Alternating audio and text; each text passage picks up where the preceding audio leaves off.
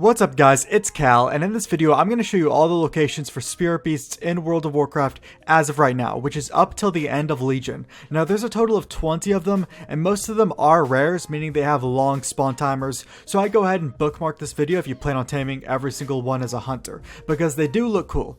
They look very cool and unique. Some information about spirit beasts. Only Beast Mastery hunters can tame them, of course, because they are exotic, and you have to be at least level 65 to tame them. And as far as DPS goes, all spirit beasts do the exact same DPS. They also have the exact same abilities, so you wouldn't be taming all of them for different abilities. This is merely to get a bunch of cool looking pets. And we do have 65 pet slots now in the Stable Master, so you can go ahead and fill 20 of those up with these beasts. All spirit beasts are tenacity pets, meaning they have the passive ability called endurance training, which as long as you have that pet out, you passively have 5% increased health, both you and your pet. And then they have the active ability, survival of the fittest, which is a 3-minute cooldown and reduces all damage you and your pet take by 20% for 6 seconds. Now, what do spirit beasts offer that other pets do not? Well, they have the ability Spirit Walk, which is similar to Prowl, an ability that hunter cats have, except the first attack that spirit beasts do when they unprowl does more damage. But more importantly, they have a very good heal called Spirit Mend.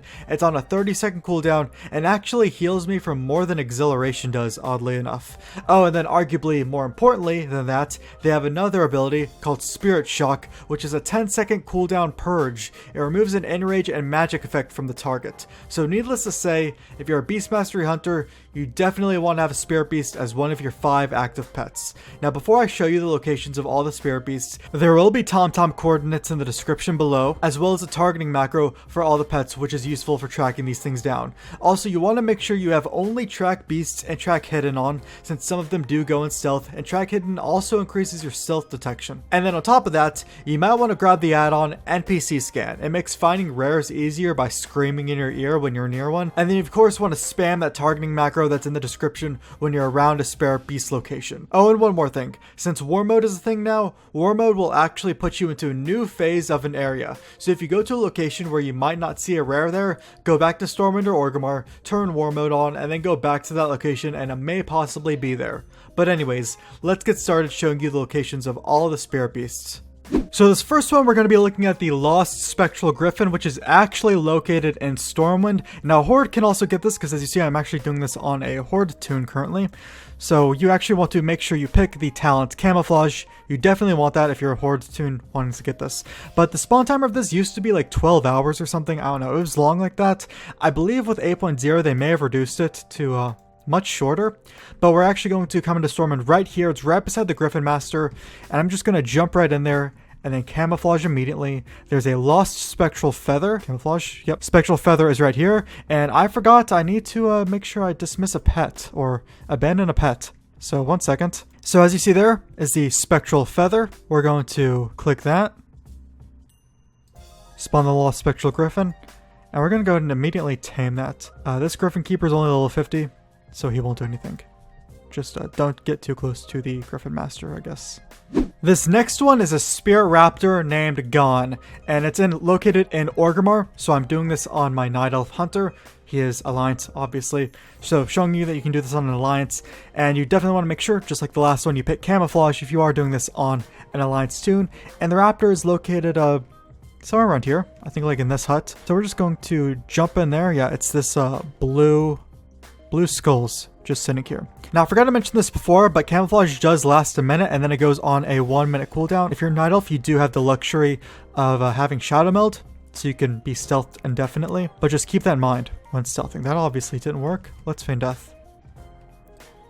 Stealth. It is a spectral eggshell. It's not located on the pile, it's right beside the pile. I'm just going to want to maneuver myself right on here, click the spectral eggshell, gone, and let's tame. And I should have him tamed before I die. Okay. And there we go. Now this next one is a spirit fox named Lightning Paw, who is located in various bushes around the left side of Duskwood, and he seems to have a spawn timer of anywhere from 4 to 8 hours. Now the coordinates, the TomTom coordinates for those locations will be in the description if you want to check those out, but you want to make sure you fly close to each of the bushes so then you can target him. And there is Lightning Paw. Now this next pet is named Karoma. I'm gonna go ahead and tame it before someone else comes by. It's just a pretty normal tame, located in the Twilight Highlands, and there's just various locations where he just patrols around in a small circle. You can see the map on the screen now. As far as the timer, it's usually around 8 to 16 hours, because that's just what a lot of the Wrath of the Lich King and Cataclysm rares are. Now the next rare, we're going to talk about 2 rares for a second. I'm going to tame him right here, Magria, and then the other one is Ankha. I'm actually going to tame him right here just so no one kills him. So I believe that they made his taming easier because what he was actually supposed to do is he has an ability called Spirit Claws, and it does a ton of damage to you if you're wearing armor. So before the BFA pre-patch, this actually goes for both Magria and Ankha. You would have to take all of your armor off, but you could keep your main handed weapon on because it doesn't give any armor value. Same thing with trinkets, same thing with neck, same thing with your back. And then you could tame him and he won't do that much damage to you. But with the BFA pre-patch, there might still be some stuff glitched, so if you try to tame him and he one-shots you, you might want to take all your armor off, but as you just saw, I didn't take any of my armor off. But anyways, he is in Hyjal. Both of them, Ankha and Magria, are both in Hyjal, and they're around the Regrowth portion. Now the thing is that Hyjal has a lot of phasing to it, so you need to make sure you complete the quest. The Sanctuary must not fall before you're able to actually see them. If you have not completed that quest yet, then this area will look different to you. There will actually be core hounds around here instead of these Naga looking dudes, but you're essentially unlocking the dailies that are around the Sanctuary of Malorn, which I think if you start on Hyjal, it takes about an hour to 2 hours to do. And now both those rares are in the same location. They patrol around the Regrowth. They obviously share a spawn timer, which is about 6 to 18-ish, 6 to 16-ish hours. Now from that location, as you just saw, I'm still in the Regrowth. We're actually going to look up here and look, he disappeared in the distance. But there's another rare called Bane Thalos, and he is a spirit owl. Now how are we going to tame this? Well, 216k health. Hopefully I don't one-shot him. Well, just because I want to make sure I don't one-shot him, I'm going to do a nifty little trick. If you're unaware, disengage does actually break your fall. So I'm going to shoot him. Don't kill him. Disengage right before you hit the ground. And then I'm going to select myself so I don't auto-shot him.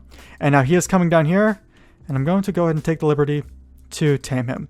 So, Banthalos in around the Sanctuary of Malorn, right beside where those last 2 rares I talked about were. And he has about the same spawn timer, 6-ish to 18-ish to 16-ish hours. You know, rather long spawn timer at least. Next rare is a Spirit Crab. We are in everyone's favorite zone, Vashir, and he just patrols around this entire portion. And Ghostcrawler seems to have a spawn timer of 10 to 12 hours, around there. So he is actually immune to frost traps, if you see right here. Immune. So we're just going to go ahead and tame him. And if you're max level, you should definitely be good. This next rare is probably one of the most sought out spirit beasts. It's debatable, but he's up there, so I'm going to go ahead and tame him before someone runs in and attacks him. As you see, his name is Loque'nahak, and the tame is just that easy. He's located in Shalazar Basin in Northrend. He spawns at various locations around the map, which the picture will be on the screen, and he just walks around that location. Now, his spawn timer varies a lot from 3 hours. I've seen it as low as 3 hours, but I've also seen it as high as like 10 or 12 hours. And it does seem to be all over the place around those hours. But yeah, he is a very unique saber model, as you see there. Next rare is named Skoll, and he's located in the Storm Peaks. There's, I think, like 5 different spawning locations, and he just walks around there. So I'm gonna go ahead and tame this guy. Nothing real special if you're max level. And I wasn't really able to find much information on spawn timer. It's just a lot of these rares have around a 12-hour spawn timer. They're all pretty much the same. He also does not share a spawn timer with Varagosa, who does share a spawn timer with the Time Lost Protodrake, but that's different obviously. But yeah, Skoll, located in Storm Peaks. Next we have a Spirit Cat, which is located in Zul'Drak. It is a neutral cat, just like a lot of the pets before. And he's amongst a bunch of, well, not so friendly enemies. Just like the last rare, the spawn timer of this isn't exactly, well, exact. It's just safe to assume, I guess, around 12 hours, 12 to 24 hours. Yeah, some of these do have some pretty long spawn timers. But this pet spawns at various locations around Zul'Drak, and he just pats around that area. This next pet is a Spirit Bear, so he's actually one of the more sought out after pets, mainly because he is the only Spirit Bear in the game currently, and it's Arcturis, who is located in Grizzly Hills. And now, oddly enough, he only has one spawn point, which is just north of Amberpine Lodge, by this water area. So you really don't have to go around to a bunch of places to camp him. You just come around here, wait for him to spawn. He does have at least a 12-hour spawn timer, kind of like the last few. So, Arcturis, located in Grizzly Hills. Now this next one is a spirit porcupine, which is located in Jade Forest and Pandaria. Now the good thing about this porcupine, and actually the two porcupines I'll show after this, is that their spawn timer is actually super short. It's like 10 to 15 minutes, so he'll most likely be up. And it's a Hutia, or I think that's how you say his name. But anyways, there's actually a specific way for you to tame him. So as you see as above, called Strong Will, cannot be tamed until weakened. You have to weaken him to, I believe, 30% health. So I'm gonna take my gear off. Okay, hopefully this doesn't one-shot him. I'm gonna see if I can just... Okay, I've taken all my armor off. Let's try that again.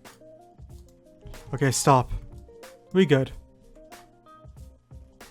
Next one is another spectral porcupine, a more bluish one named Gumi, which is located in Kunlai Summit. Just like before, has a spawn timer of about 10 minutes, and you have to damage him to 30% health before you're able to tame him.